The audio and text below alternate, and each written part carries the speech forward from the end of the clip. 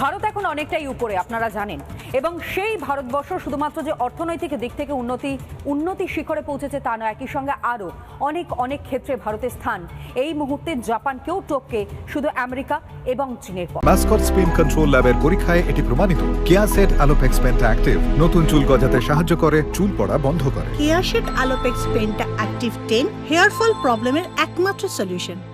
কি কারণে এই কথা বলছি দেখুন বিশেষ প্রতিবেদন। देश ने विकास की जो रफ्तार पकड़ी है उसे देखकर दुनिया हैरान है। दुनिया के लोग जब भारत आते हैं तो कहते हैं भारत बदल रहा है।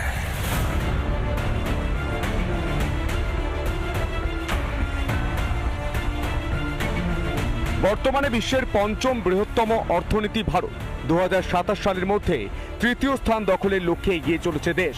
কিন্তু তার আগেই ভারতের মুকুটে নয়া পালক। এশিয়া পাওয়ার ইন্ডেক্সের তালিকায় বিশ্বের তৃতীয় শক্তিশালী রাষ্ট্র হিসাবে উঠে এলো ভারত।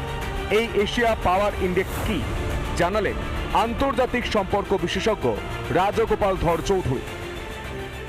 স্ট্যাটিস্টিক্যাল মেজার, যেটা অস্ট্রেলিয়ার একটা নামকরা থিঙ্ক ট্যাঙ্ক লো ইনস্টিটিউট বলে, তারা 2018 সাল থেকে এরকম একটা সূচক তারা তৈরি করে আসছে যে কার কত ক্ষমতা এশিয়াতে রয়েছে। মূলত 8টি বিষয়ের উপর ভিত্তি করে 27টি শক্তিধর দেশের তালিকা তৈরি করে এশিয়া পাওয়ার ইন্ডেক্স।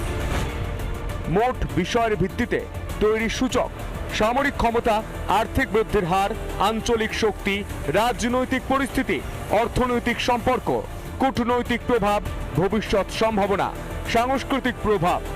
শক্তি, সেটা শুধুমাত্র শক্তিটা ভারতবর্ষের ভৌগোলিক সীমানার মধ্যে নেই, ভৌগোলিক সীমানার বাইরেও বিস্তৃত আছে। এটা আজকের একাডেমিক্যালি স্বীকৃত হলো।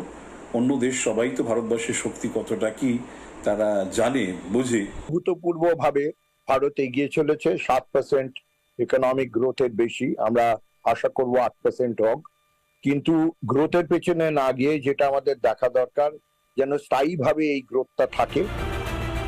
এশিয়া পাওয়ার ইন্ডেক্সে প্রথম ও দ্বিতীয় স্থানে যথাক্রমে রয়েছে আমেরিকা ও চীন। এতদিন জাপান ছিল 3 নম্বরে, কিন্তু ভারতের অপ্রতিরোধ গতি জাপানকে ছিটকে দিয়েছে 4র্থ স্থানে।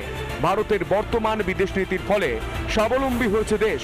কোনো আন্তর্জাতিক চাপ তো দূর থাক, বহু ক্ষেত্রে ভারতের অবস্থানের দিকে তাকিয়ে থাকে আন্তর্জাতিক মহল। প্রধানমন্ত্রী নরেন্দ্র মোদীর নেতৃত্বেই যে ভারতের এই অভাবনীয় সাফল্য তা মেনে নিচ্ছে রাজনৈতিক মহল। हम देश के लिए मर नहीं पाए, लेकिन हम देश के लिए जरूर जी सकते हैं। रिपब्लिक बांग्ला।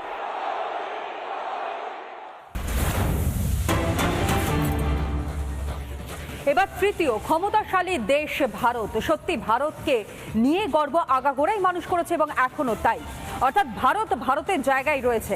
যে খবর এই মুহূর্তে আপনাদের সামনে রিপাবলিক বাংলা তুলে ধরছে, ভারত আরও শক্তিশালী। জাপানকে সরিয়ে বিশ্বের তৃতীয় ক্ষমতাশালী দেশ ভারত, এবং ভারতীয় সেনাবাহিনীর শক্তি এখন বিশ্বের মধ্যে অন্যতম।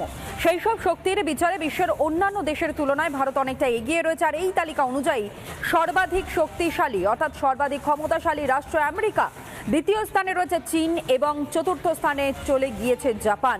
তৃতীয় স্থানাধিকারী ভারতের 2 প্রতিবেশী রাষ্ট্র পাকিস্তান এবং বাংলাদেশের স্থান যথাক্রমে 16 এবং 20।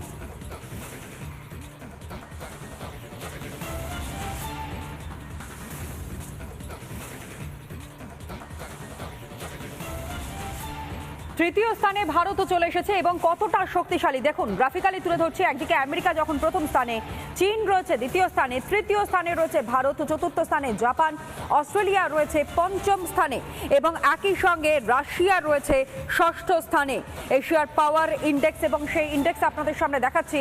এবং সবথেকে বড় বিষয়, শুধুমাত্র অর্থনৈতিক জায়গা থেকে যে উন্নতি তা নয়, সার্বিকভাবে উন্নতিতে এই মুহূর্তে ভারতবর্ষ রয়েছে গোটা বিশ্বের মধ্যে তৃতীয় স্থান ক্ষমতাশালী দেশ হিসাবে ভারতের।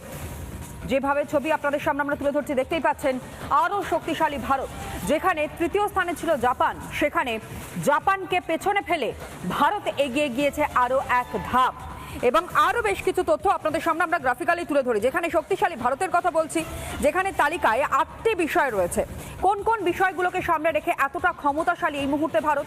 দেখুন, সামরিক ক্ষমতা প্রথমটাই হচ্ছে সামরিক ক্ষমতা, দ্বিতীয় হচ্ছে আর্থিক বৃদ্ধির হার, আঞ্চলিক শক্তি, এবং এই আঞ্চলিক শক্তি শুধু নয়, পাশাপাশি রাজনৈতিক পরিস্থিতি, অর্থনৈতিক সম্পর্ক এবং তার সঙ্গে সঙ্গে কূটনৈতিক তার প্রভাব, ভবিষ্যৎ সম্ভাবনা কি রয়েছে এবং তার পাশাপাশি সাংস্কৃতিক প্রভাব, সবটা মিলিয়ে অর্থাৎ এই 8টা বিষয় মিলিয়ে এই মুহূর্তে শক্তিশালী দেশ, ক্ষমতাশালী দেশ ভারত, যা গোটা বিশ্বের মধ্যে তৃতীয় স্থান অধিকার করেছে জাপানকে পেছনে ফেলে।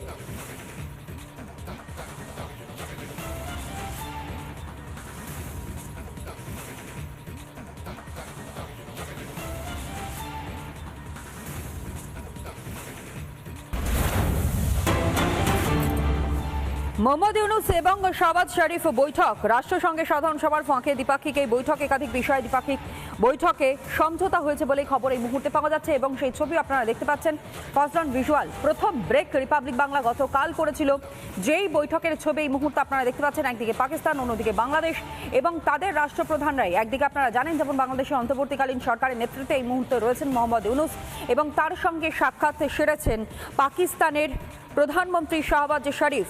রাষ্ট্রসংঘের সাধারণ সভার ফাঁকে এই দ্বিপাক্ষিক বৈঠক, একাধিক বিষয়ে এই দ্বিপাক্ষিক বৈঠকে আলোচনা হয়েছে বলে খবর পাওয়া গিয়েছে। ইউএন সাধারণ সভার ফাঁকে এই দ্বিপাক্ষিক বৈঠক এবং দ্বিপাক্ষিক বৈঠকের সহযোগিতা পুনরুজ্জীবিত করবার প্রয়োজন রয়েছে, অর্থাৎ দুজনের মধ্যে সম্পর্ক যাতে আরও বিল্ড আপ করা হয় এবং পুনরুজ্জীবিত করার প্রয়োজনীয়তা থেকেই সেই বৈঠক, যেখানে একান্তে তাদের দুজনের সাক্ষাৎ এবং সেখানেই বৈঠক সারেন একদিকে মোহাম্মদ ইউনূস এবং অন্যদিকে শাহবাজ শরীফ।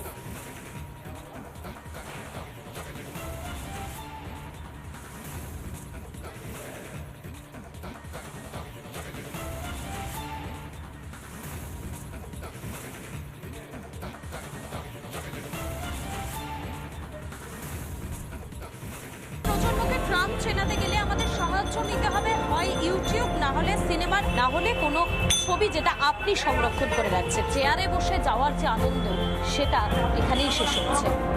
বাস, গাড়ি ও অন্যান্য যানবাহন চালানোর ক্ষেত্রে একটা যানজটের সমস্যা আছে বলে এবার কিন্তু সেই ট্রামটা থাকছে না। মোটামুটি আমার 33 বছর সার্ভিস হয়ে গেছে, খারাপ তো লাগবেই। মনটা খুব খারাপ হয়ে গেল এই কথাটা শুনে। সরকার আরেকবার ভাবুক ট্রামটার কথা। এরকম ছোট ছোট রাস্তায় ট্রাম চালানো সত্যি অসুবিধা হচ্ছে। ট্রাম্পকে রক্ষা করার জন্য বিকল্প কোনো রাস্তা কি সত্যি খুঁজে পাওয়া যেত না?